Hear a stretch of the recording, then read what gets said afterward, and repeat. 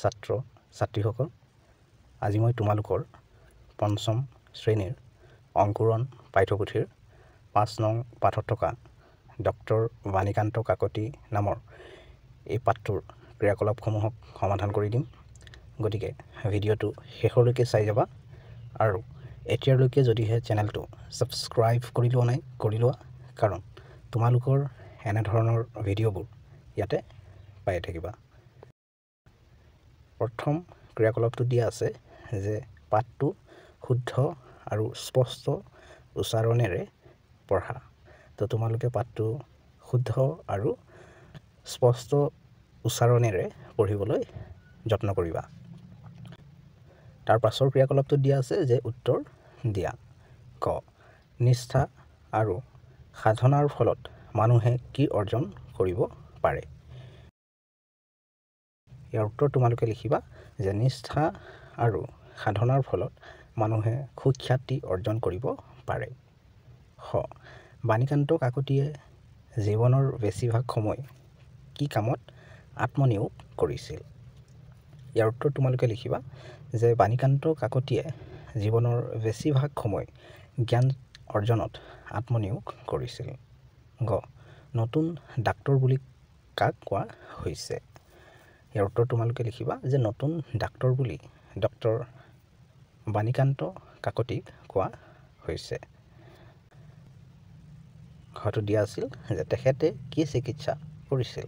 ইয়াৰ উত্তৰ তোমালোকে লিখিবা যে ডক্টৰ বাণীকান্ত কাকতিয়ে হোমিওপেথিক চিকিৎসা কৰিছিল। ঙ, বাণীকান্ত কাকতিয়ে ডক্টৰেট ডিগ্ৰী লাভ কৰা গ্ৰন্থখনৰ নাম কি? ইয়াৰ উত্তৰ তোমালোকে লিখিবা যে বাণীকান্ত কাকতিয়ে ডক্টৰেট উপাধি বা ডিগ্ৰী লাভ কৰা গ্ৰন্থখনৰ নাম হ'ল Assamese its formation and development, মানে অসমীয়া ভাষাৰ গঠন আৰু বিকাশ। তাৰ পাছৰ ক্ৰিয়াকলাপটো দিয়া আছিল যে ডক্টৰ বাণীকান্ত কাকতিৰ বিষয়ে পাঠটোৰ আলমত লিখা।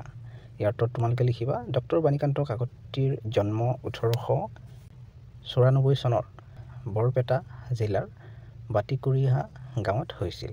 কিছুমান মানুহে তেওঁক নতুন ডাক্তৰ ওলাইছে বুলি উপলুঙা কৰিছিল। প্ৰকৃততে তেওঁ আছিল ভাষা বিজ্ঞানৰহে ডক্টৰেট ডিগ্ৰীধাৰী। সৰুৰে পৰা দৃঢ়মনা কাকতিদেৱেও হাৰ নামানি হোমিওপেথিক চিকিৎসাৰ অধ্যয়ন কৰিব ল'লে। তেখেতৰ মনৰ দৃঢ়তা দেখি কৌতুক কৰা সকলেও তবধ মানিলে আৰু ওলোটা তেওঁৰ প্ৰতি শ্ৰদ্ধা ভাৱ জাগিব ধৰিলে। তেখেতৰ ওৰেটো জীৱন জ্ঞান অৰ্জনত আত্মনিয়োগ কৰিছিল। ইয়াৰ ফলত কেইবাখনো মহান গ্ৰন্থ নিগৰি ওলাইছিল। সেইবিলাকৰ ভিতৰত গৱেষণা গ্ৰন্থখন বিশেষভাৱে উল্লেখযোগ্য। ইয়াতে অসমীয়া ভাষাৰ উৎপত্তি, শব্দ ভাণ্ডাৰ আৰু বিশেষত্বৰ বিষয়ে বিশ্লেষণ আছে। এনেদৰে ভাষা চৰ্চা কৰাৰ বাবে তেওঁক এগৰাকী অগ্ৰণী ভাষা বিজ্ঞানী বুলি কোৱা হয়। এইজনা সাহিত্যিকৰ ১৯৫২ চনৰ ১৫ নৱেম্বৰত দেহাৱসান ঘটে। তাৰ পাছৰ ক্ৰিয়াকলাপটোত দিয়া আছে যে ডক্টৰেট ডিগ্ৰী লাভ কৰাৰ পাছত ডক্টৰ বাণীকান্ত কাকতিক লৈ কি ঘটনা ঘটিছিল চমুকৈ লিখা। ইয়াৰ উত্তৰ তোমালোকে লিখিবা যে ডক্টৰ বাণীকান্ত কাকতিয়ে ডক্টৰেট ডিগ্ৰী লাভ কৰাৰ সময়ত এই উপাধি লাভ কৰা লোকৰ সংখ্যা আঙুলিৰ আগত লিখিব পৰা আছিল।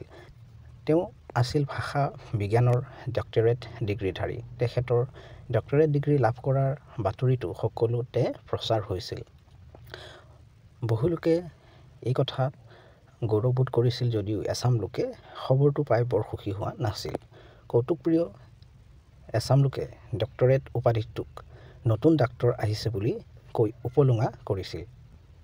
আনকি ইচ্ছাপৰায়ণ মানুহ কিছুমানে বেমাৰ দেখাব অহা মানুহ কেইজনমানক কাকতিদেৱৰ ওচৰলৈ পঠিয়াই দিছিল। কিন্তু তেওঁ হাৰ নামানি হোমিওপেথিক পুথি অলপ আনি অধ্যয়ন কৰিব লয় আৰু বিধিমতে বিধানো দিয়ে। তেখেতৰ মনৰ দৃঢ়তা দেখি কৌতুক কৰা সকলেও তবুত মানিলে আৰু কাকতিদেৱৰ প্ৰতি তেওঁলোকৰ শ্ৰদ্ধা ভাৱ জাগি উঠিব ধৰিলে। তাৰ পাছৰ ক্ৰিয়াকলাপটো দিয়া আছিল যে অভিধান বা শব্দ সম্ভাৰ চাই অৰ্থ লিখা। ইয়াতে শব্দবোৰ দিয়া আছিল কৌতুকপ্ৰিয়, আয়ত্ত, সাধনা, থটমত, পৰিস্থিতি, নিষ্ঠা, একান্ত তেনেদৰে। তো মই ইয়াতে যেনেদৰে লিখি দিছোঁ তোমালোকে ইয়াৰ অৰ্থবোৰ লিখি ল'বা। ইপিনেও আছিলে এইকেইটাও তোমালোকে লিখি ল'বা।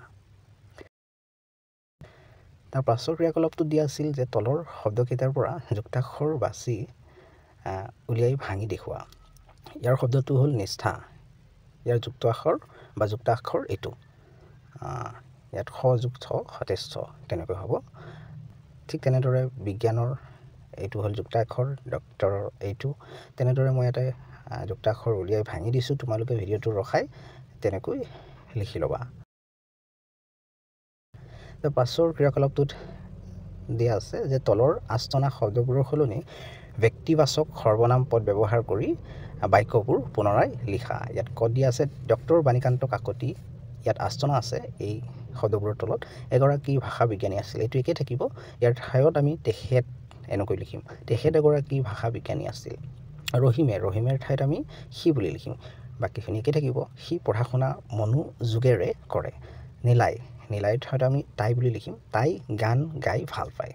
ঠিক আছে, মই যেনেদৰে ইয়াতে লিখি দিছোঁ তোমালোকেও ঠিক তেনেদৰে ইয়াতে লিখি ল'বা। তাৰ পাছৰ ক্ৰিয়াকলাপটো দিয়া আছে যে বাক্য ৰচনা কৰা। সহজ সৰলভাৱে প্ৰবল, চিকিৎসা, দৃঢ়মনা, আঁতিগুৰি, কৌতুকপ্ৰিয় এনেদৰে এই শব্দবোৰ দি দিছে। এই শব্দবোৰৰ সৈতে আমি বাক্যবোৰ ৰচনা কৰিব লাগে। মই ইয়াতে লিখি দিছোঁ। মই এইটো ছাইডত এই 4টা বাক্য লিখি দিছোঁ, যেনেকৈ সহজ সৰলভাৱে প্ৰবল, চিকিৎসা, দৃঢ়মনা এই শব্দবোৰ লৈ। তাৰপাছত এইপিনে আঁতিগুৰি, কৌতুকপ্ৰিয়, জোকৰ মুখত চূণ, থটমত খা এনেদৰে শব্দবোৰ লৈ মই ইয়াতে বাক্য ৰচনা কৰি দিছোঁ। তো তোমালোকে ভিডিঅ'টো ৰখাই পেলাই লিখি ল'বা।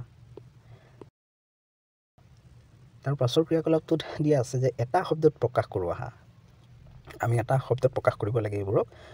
যি শিক্ষাদান কৰে তেখেতক আমি শিক্ষক বুলি কওঁ এটা শব্দত।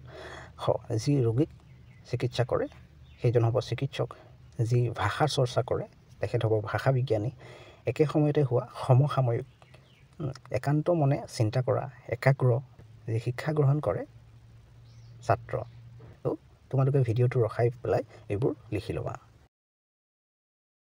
তাৰ পাছৰ ক্ৰিয়াকলাপটো দিয়া আছে বিপৰীত অৰ্থ বুজোৱা শব্দ লিখা। তো আমি ইয়াতে জ্ঞান, চোকা, সৰল, ৰোগী, সাধাৰণ, খ্যাতি এইবোৰ শব্দ দিয়া আছিল। আমি ইয়াৰ বিপৰীত অৰ্থবোৰ লিখিব লাগিছিল। তো মই ইয়াতে লিখি দিছোঁ, তোমালোকে লিখি ল'বা। যেনেকৈ জ্ঞান, অজ্ঞান, সৰল, জটিল, সাধাৰণ, অসাধাৰণ, চোকা, ভূতা তেনেদৰে। তাৰ পাছৰ ক্ৰিয়াকলাপটো দিয়া আছিল যে উত্তৰ দিয়া। ডক্টৰ কৃষ্ণকান্ত সন্দিকৈৰ জন্ম চনটো কি? তোমালোকে লিখিবা 1898 চন। তেখেতে কেতিয়াৰ পৰা সাহিত্য চৰ্চা কৰিছিল? ইয়াৰ উত্তৰ লিখিবা। তেখেতে ছাত্ৰ অৱস্থাৰ পৰাই সাহিত্য চৰ্চা কৰিছিল।